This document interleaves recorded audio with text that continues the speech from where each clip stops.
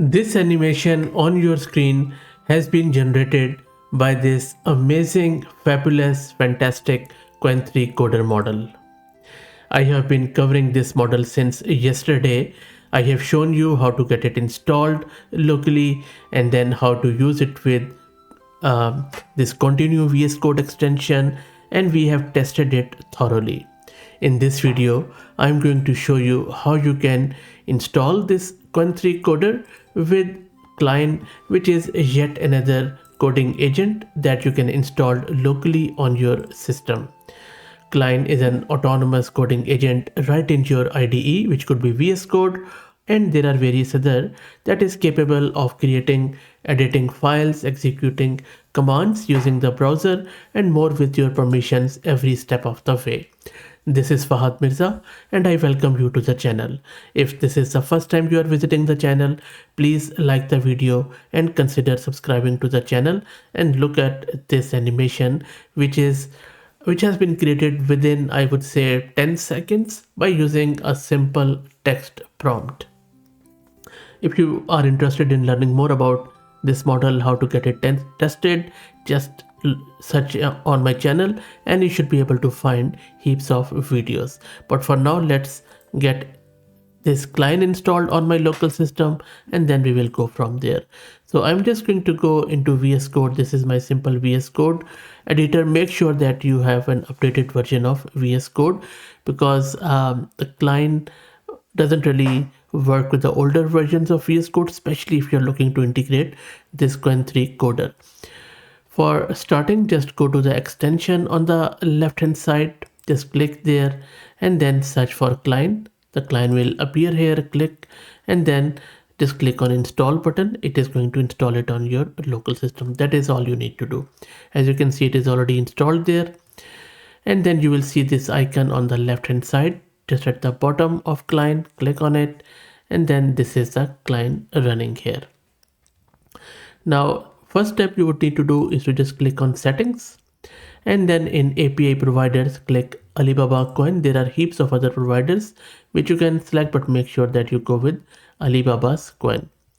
Once you have that, make sure that if you're of course outside of China, you select international API. Otherwise, if you are on mainland China, go with China API.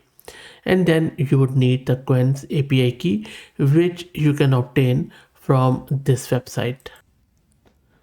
So this is modelstudio.alibabacloud.com, and all you need to do is to sign in with your email account for a free account, and then from your profile on the left hand side you can see that there is an API key.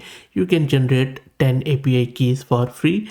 There is of course a threshold for how much you can use, but it is quite generous. I have been using it since yesterday and not even once I have been throttled yet, which is great.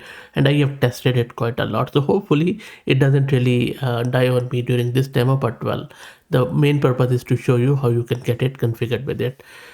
Also, one point which many viewers have pointed out to me is that if you are in India, then you might not be able to access that alibabacloud.com. So maybe then you can go to -scope.com and then try accessing this API from there.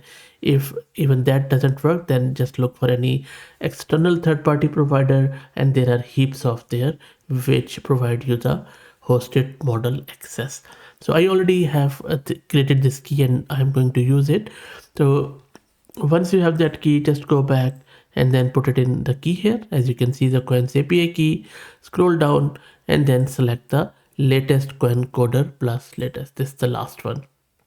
And then click on done and you're all set. You can see on the bottom that it has already selected your model here.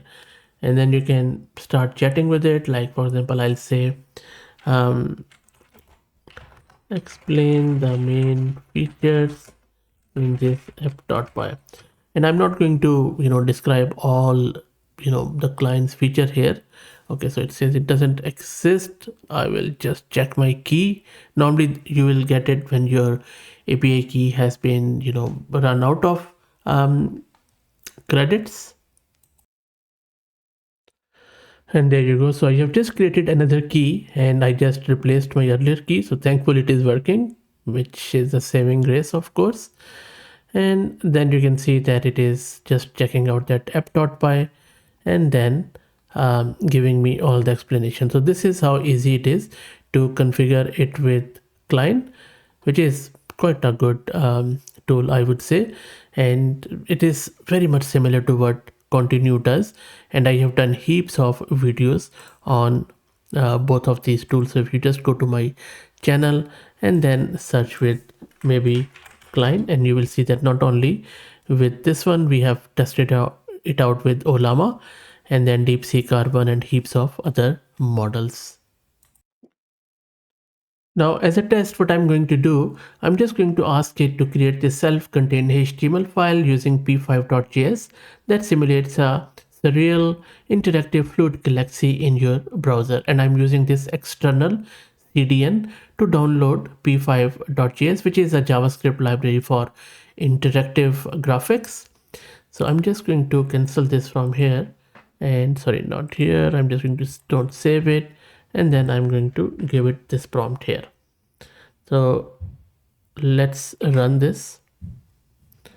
It is going to create it, and then once it finishes, there you go. So once it finishes creating, I'm going to run it in the browser to show you in real time what exactly it creates. It does a lot of things around that galaxy.